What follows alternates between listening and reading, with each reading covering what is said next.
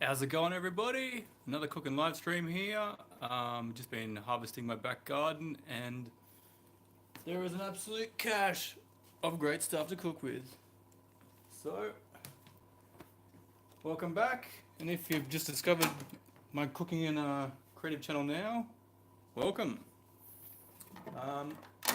Camera's not going to be moving around a lot. It's going to be cropped on what's happening on the project, which is chopping board, and we can probably get a bit closer. Let's see, how we going here? Alright.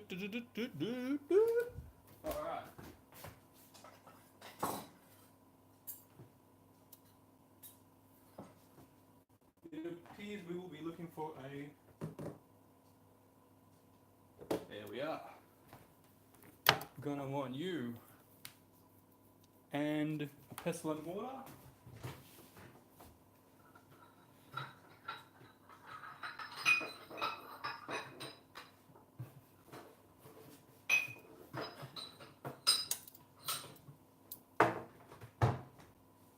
And I don't want you on yet, snack maker. Alrighty, so to begin with, we've got a fair few things to wash. We have 2 zucchini in the backyard. A little bit small, but they're still delicious. We got some fennel. And I'll be picking out the main stem and chucking that for compost. And we saving a little nice little frondy, kind of like all the really new growth, like right there. Yum. Alright. Then we have nasturtium flowers. Nasturtiums are edible. They come with like a leaf that has many veins across it. It's a little furry leaf. You can get the leaf and kind of sit it in the palm of your hand like that. Pull the stem down, and then you have literally like, I'm kind of show you the silver beet leaf. But basically, you'd have that, and little fairy leaves become a water cup. So it was fun drink from them when I was younger. Grab one off the tree and grab a drink from the tap. We do have one nice and fresh flower from the zucchini that will be going in too. We have some pieces of mint, and the rest is silver beet. So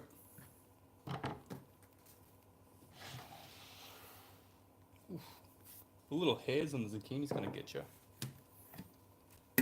First will be chucking it and washing.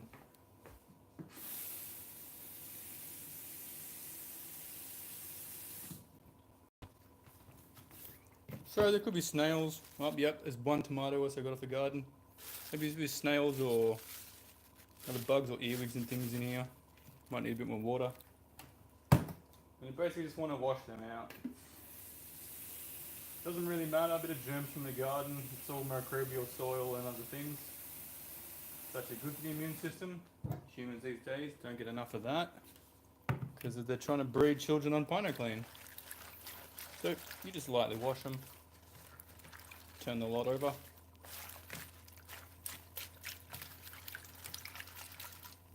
These leaves actually look pretty darn good, so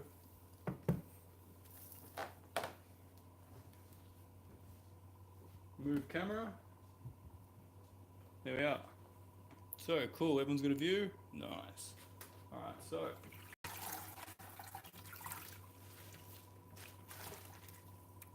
let's check that the leaves are anything stuck to them. These are all looking pretty good. It's a nice one. You too, welcome to the party. See, snails, they got their feed. It's time to have my feed.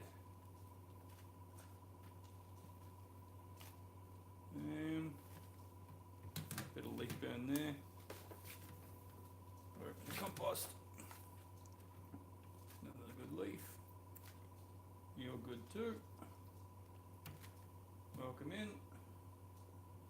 Bit of fibre or something. There we go.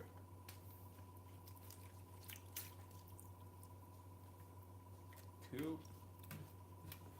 Move that over just a bit. I'm gonna dual wheel these puppies. Another good one. Yep.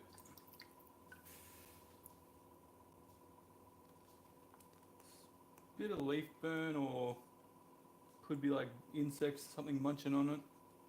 It's not a full hole, it's kind of like, but yeah, maybe we'll ditch that leaf. It's an older one and it's just really heavily bug eaten. It's a bit of grub damage on that one. Nice one, that one. Bit of snail munch, still good. Just let you know beetles or bugs or snail poo on them. It's been a bit bloody hot for the snails, so they are probably not in the mood, eh? Alrighty. Well, actually, save the water. And wash my zucchinis. And my fennel. And my mint.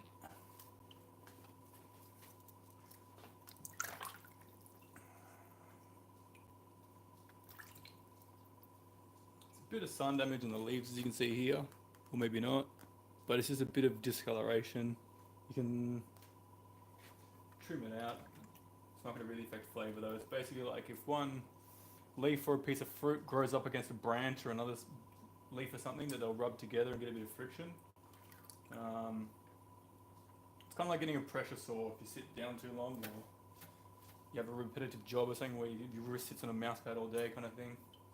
Chuck that in there. Basically, plants get pressure sores too.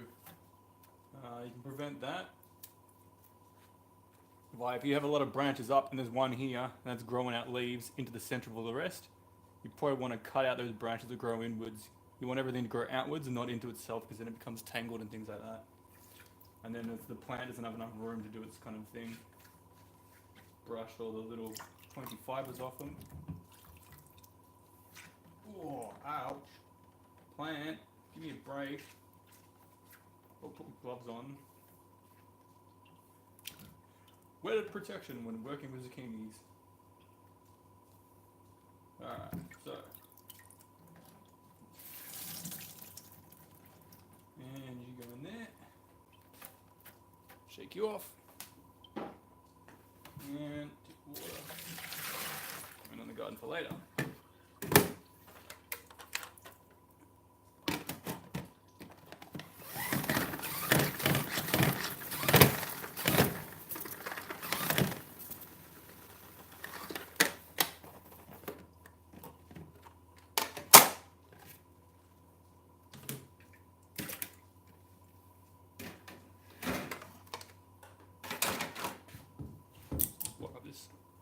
All this water quickly.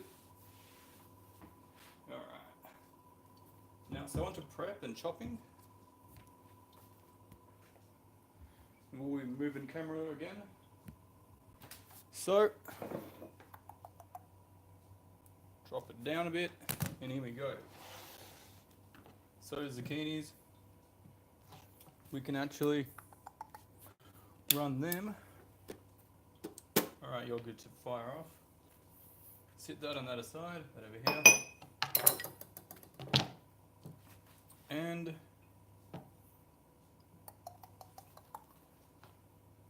I don't know if I go left-handed, you guys can see a bit better, but then it's not easier to actually chop. So we'll get some closeness on the situation. Basically, yeah, I'll roast them as strips. So if you want to chop it right in the middle of something, but it's too long, you can always just halve it, or you can chop through half and then split it a bit. What are you? Plant fibre in there. The hairs off the fennel. So, or you could do this way. Probably not, like, this is not a proper technique, you are cutting towards yourself, but you go some of the way, and then you go the rest. The more pressure you put into a knife, the more power behind it when it goes wrong. So you need to trim the ends, just a little bit.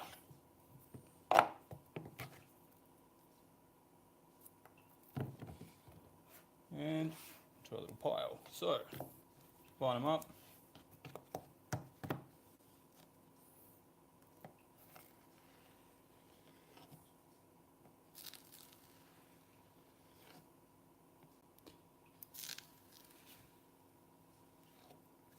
For the last one, if you still want to chop that,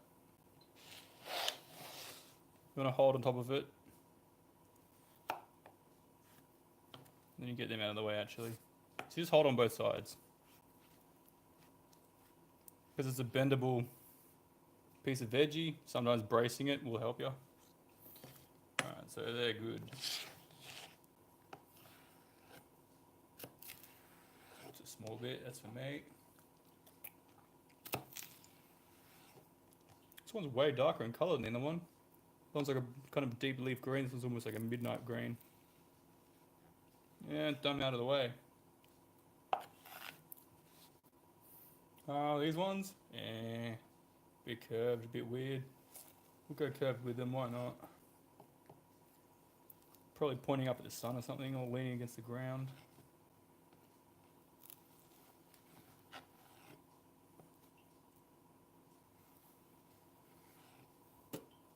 Ooh, yeah, that's almost ready.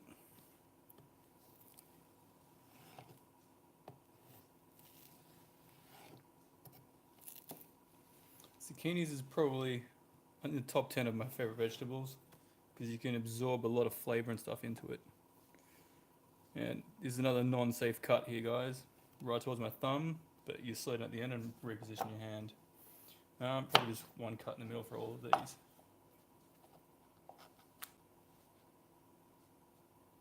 Well, actually, you cut them after? We cut them before. Does it make them easier to handle putting into a snack maker?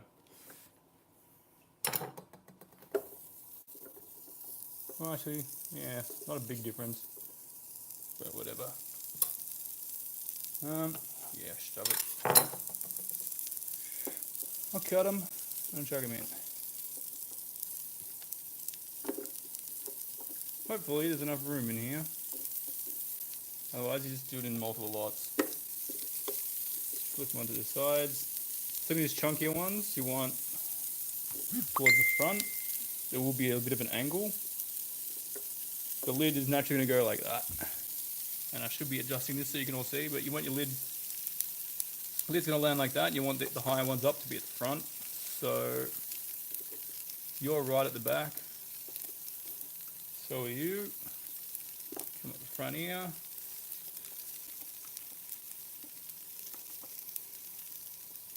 And you're going to be in the middle. So are you. And you're at the back. Slice the next ones. Middle. Front as well. You're going to be at the front, it's not the tall one. This is like class photography. Only there's no photos being taken, it's just things being grilled. Another snack for me. Snack for the chef. Is there room? Probably middle, that one. Middle to start. Middle. Ooh, we're going to do some shimmying here. Yeah, you're going to fit. Push a few of you back. There might just be enough room.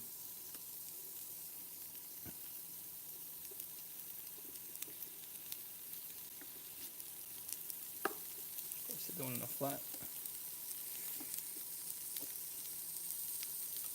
Ooh, is there enough room for you, mate? Come on. Squish it in. Suck in those beer guts. Zucchinis. You gotta all fit. Right. Yeah, you just push that back, get out of the way, and prep the rest of the stuff. Do I still have the tomato in this place? I do not. Alright, so back to the chopping board. And our next thing is olive oil and peanut, sesame, balsamic mustard, and you.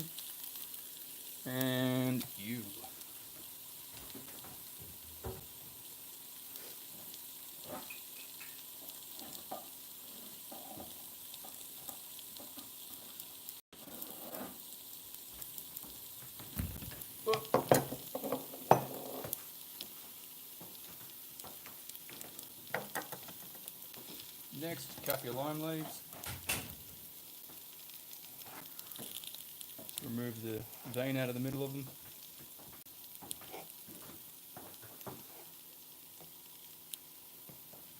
And kaffir lime leaves number 2 and 3, are you in here? You're there, you're there. There we are. In there. So, spine pile in there.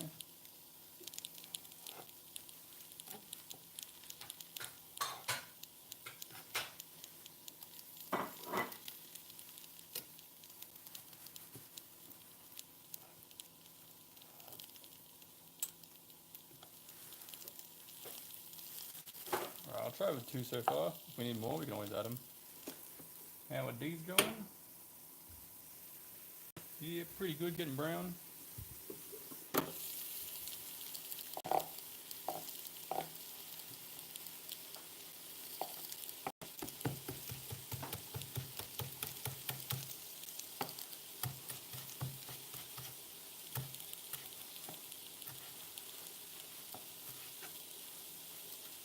Getting close to those fingers.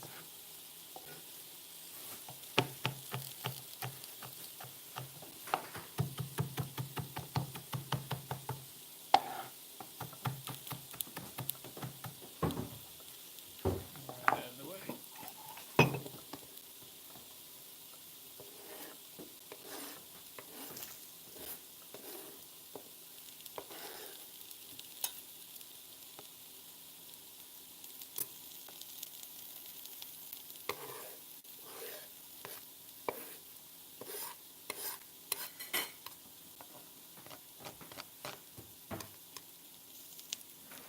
Alright, we've got all of them. Push it into the bottom and crush them up.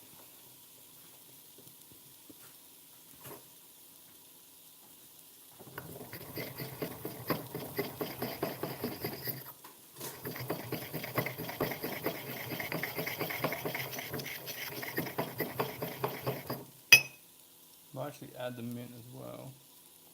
You can crush that. And just put, instead of sprinkling on top, straight into the salad dressing at the end. That's in. A bit more of that in. You could chop the mint. I just didn't think of that right then and there. It'll ground down into a paste anyway.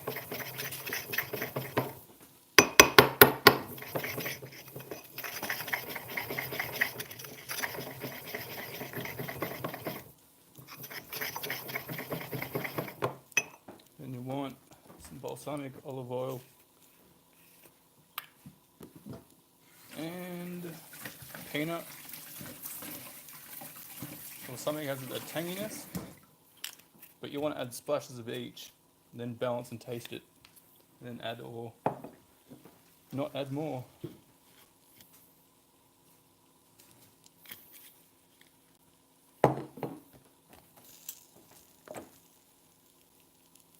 Splash here.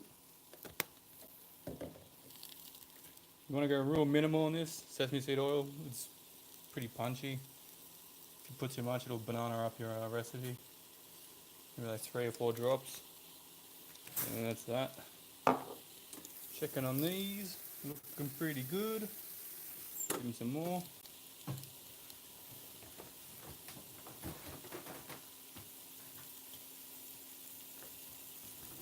So your mayonnaise and your mustard. Add that. Shake it in.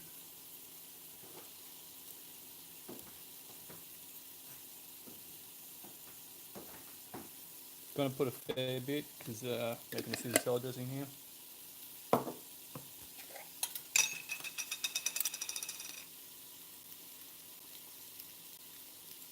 Should have Aldi do, if I could do product placement. Honestly, some of the ingredients, Dijon mustard, bloody awesome.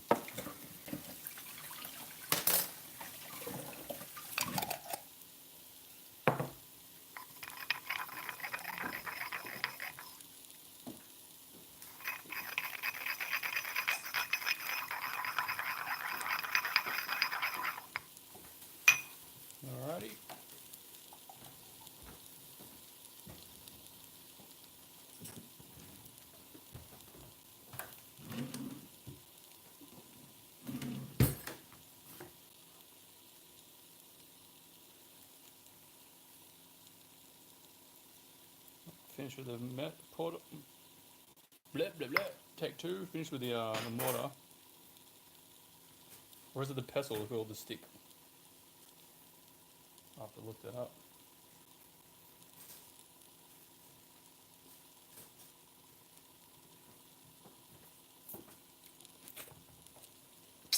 Yeah, I'm alright.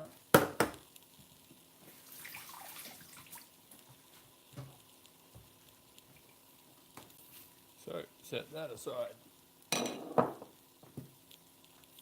Back to chopping board. And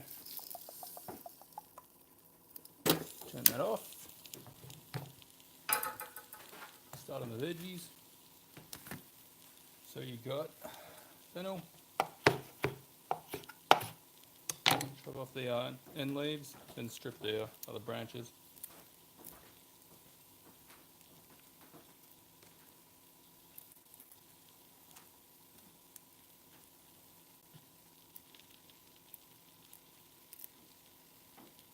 Nice little fluffy prime real estate there. Just fresh little fronds.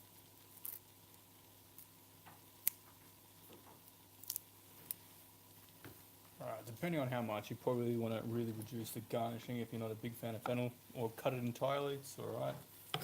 Feel free to modify any recipe to your desire.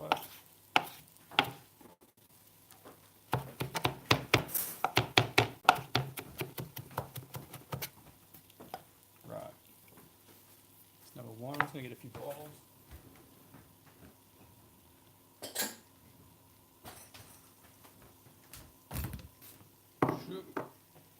Stepping on that stand again.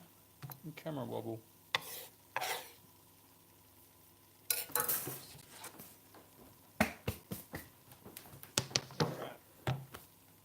Next is de-stemming the leaves. Don't need to do a spot on job. Just gets rid of the chewy parts of it. Towards the end, you just rip that whole thing off and you keep it.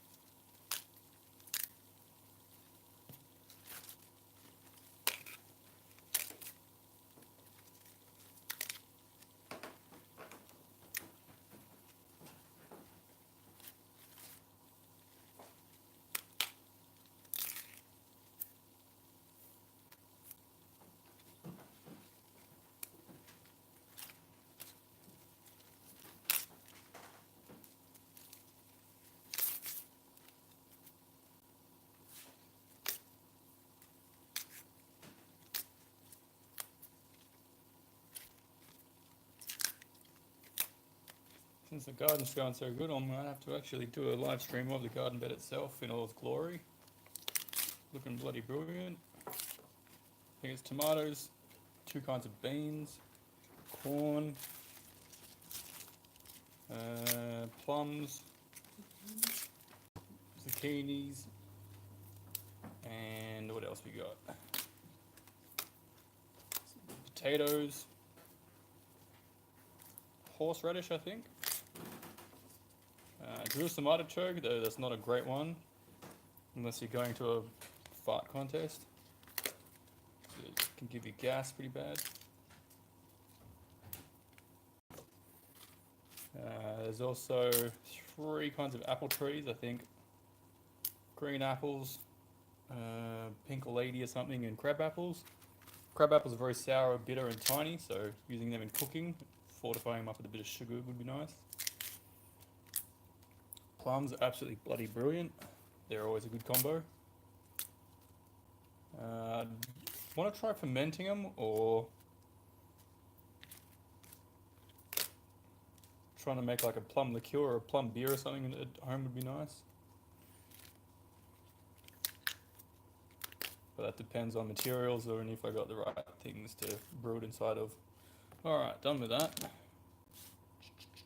chop it. Doesn't have to be exact.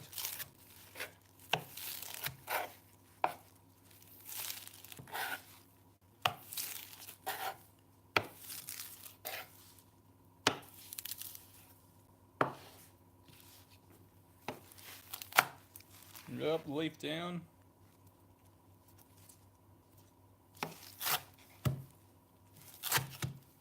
Alright. For now, back in there.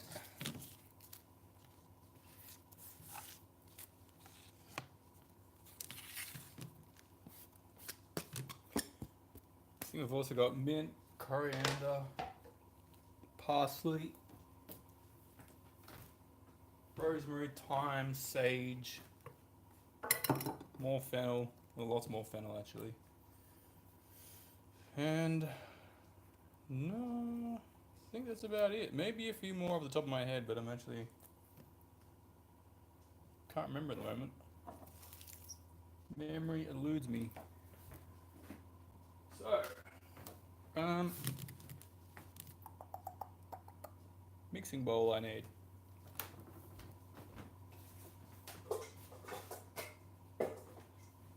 Just gonna wash it quickly, might as well, instead of getting a fresh one.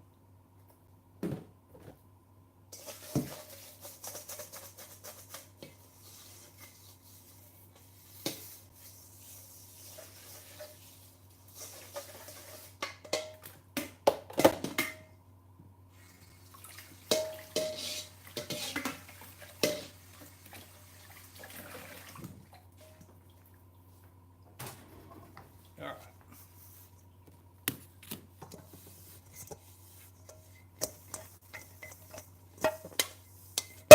So, without smashing that into the bench at Mark 5, commencement of activities will be shredding a chicken. Better have you for later.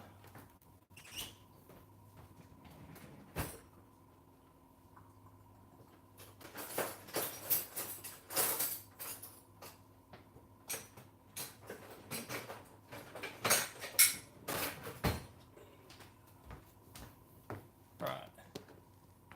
Here's one I prepared from the backyard earlier. I'm just kidding. I don't brand my own chickens. I don't work for Steggles. This is not product placement. So, I'm gonna load that. That there. And a pair of skizzers. So, doesn't have to be a roast chicken. You can slow cook or broil or barbecue some fillets. Roast chickens are pretty easy because you get a roast chicken pretty cheap. Granted, hopefully this chicken lived a good life before it got bloody decapitated and put on a tray. Though hopefully he died for a delicious cause. When I die, I want my organs donated. And skin, face, maybe not the face, so I could have an open coffin, but whatever. Or if I'm gonna get eaten, maybe some hungry crocodiles or whatever else is gonna eat me, seasons me properly, and I come out pretty tasty.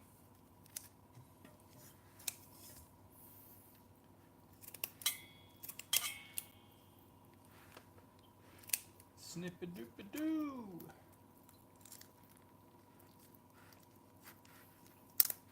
There we are.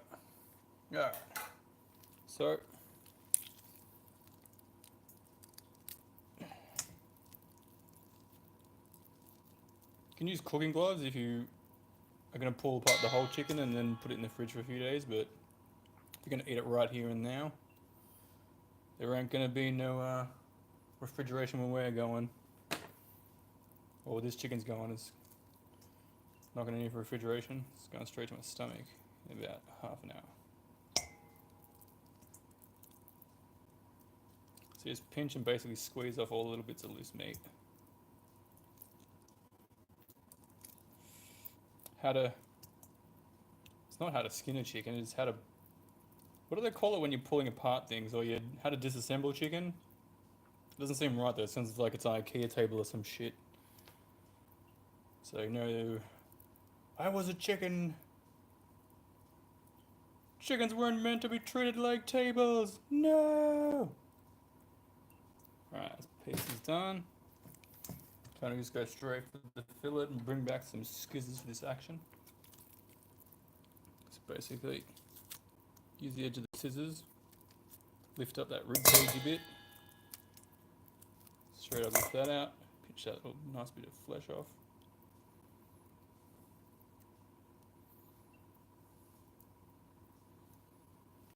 Fun fact people don't know, chickens will eat bloody anything. Like, if it's small than a snail, and moves faster than a rock, they'll eat it.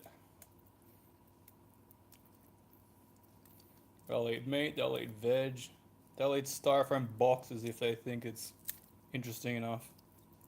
Stupidly, they'll eat styrofoam boxes.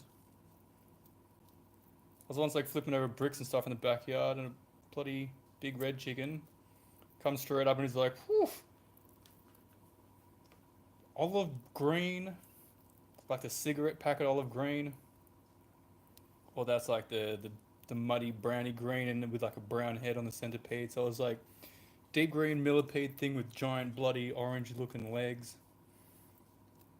Meaty little bug. It's supposed to be poisonous from my knowledge. Chicken just goes straight in there and snaps that thing up into omnoms. Bloody poisonous millipede or whatever's gone. Actually, no, millipedes are the round ones. Because they got 1,000,000 legs and a centipede centers 100. The centurion.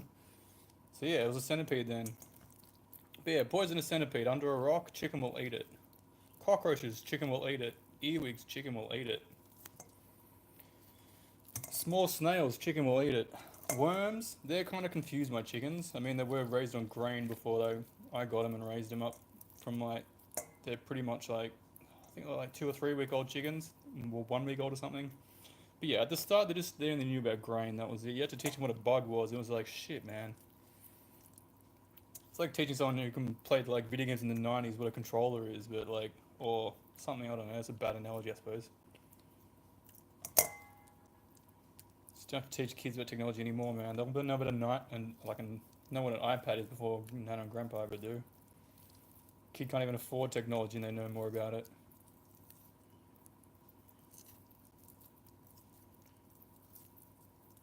But yeah, disassembling chickens. You also can tell a good chicken egg and a crap chicken egg. Good chicken egg will be rich orange yolk. A chicken that's been raised, say, in a cage, and it'll have like a pale yellow yolk. So you don't even need to read the label if it's free range or not. You can just crack an egg open and have a look.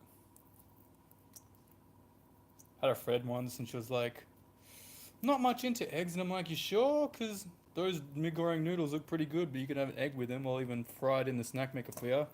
So I fried one of my homegrown eggs. And she thought it was so bloody brilliant. She was like, whew, I changed my opinion of eggs. Alright. Well, I reckon that's ready. Rip into a few more bits. Now, probably wash hands or lick them. Lick the chickeny goodness off.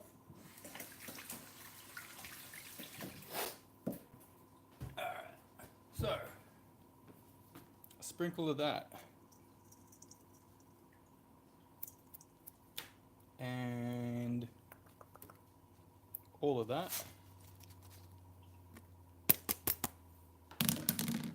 And a pair of tongs.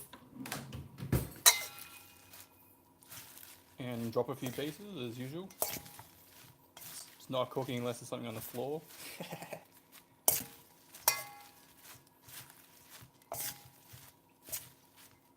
Oop. Nibble on this little morsel. Yeah, no. Seriously, I feel bad being a chicken and be like, man, my ultimate goal in life is to live wild or someone eats me. You'd want to be born a really disgusting animal so no one will eat you. But then in the case of fruit, durian is disgusting. It still gets eaten, the poor bugger. So even if you taste gross, you won't always survive. Alright, Then add your flowers. I'll split them down the middle. Or into 3. Just, I don't know. Whatever, just tear them up in half roughly. Bit of a camera. Yeah, there we are. That's better. Alright. So yeah, nasturtiums, edible. And kind of, they're a bit bitter. They do have like a milky kind of sap to them, to the actual plant. I love these red ones here. They're pinky red, like sunset red. It's bloody awesome. One of my favorite colors, I think. But yeah, so they have a bit of a milky kind of bitterness to them, but with the salad dressing, it'll pick it right up. Speaking of,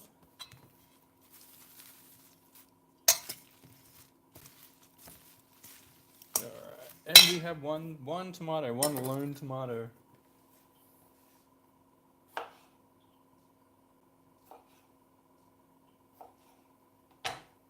And one lonely, what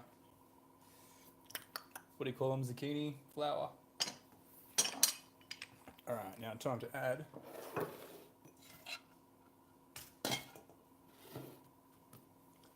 yum.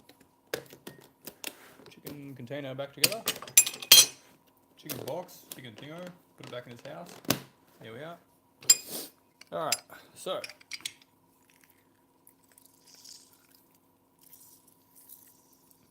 one of the best fruits ever, limes. Well, and lemons, interchangeable basically, almost. Alright, so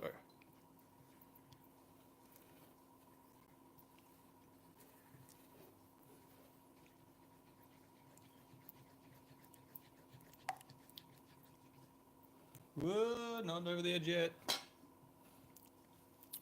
Taste test. Whew. Alright. Nice and lemony, creamy, yummy, oily. Of course, kaffir lime leaves. Oh, they're good in there. Alright, so the last thing I need is the chili that I used for Hainanese chicken. The lid is a bit buggered and corroded from the chili, so that's why I got glad wrap over it at all times. Alright. So, a bit of that here.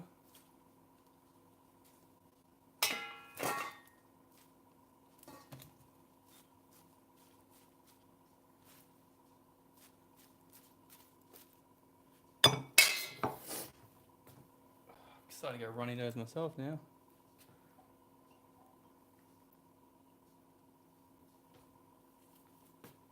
Actually might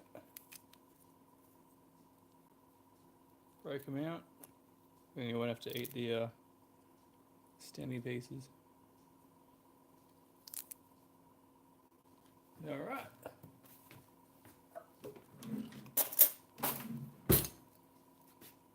There's a little bit of that over.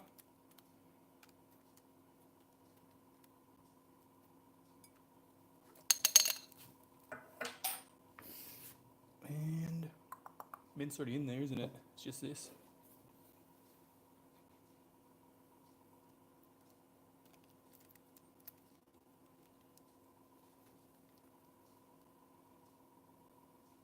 I'm a big fan of my sauces. I mean, you can fold the sauce in, or you can drip it on top. Basically, there we are. Homegrown silver beet,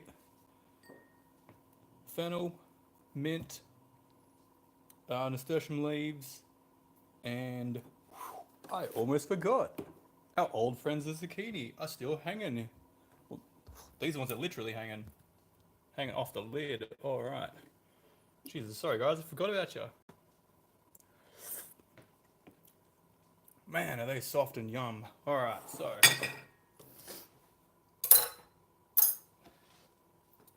hashtag when you forget things. Alzheimer's ingredient list.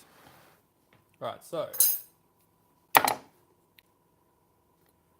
get a bunch of these.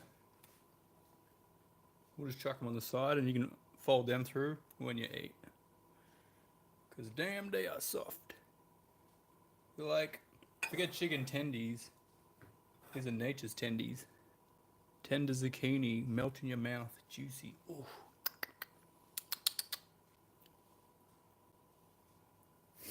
For the rest of them, I think I will kind of like dice them and fold them in. But there we are. For taste test purposes, I should start writing reports on these, eh? But anyway. This has been a Racer Recycles cooking video. Thanks for staying and watching, and I'll catch you next time. See you later, everyone. Racer out.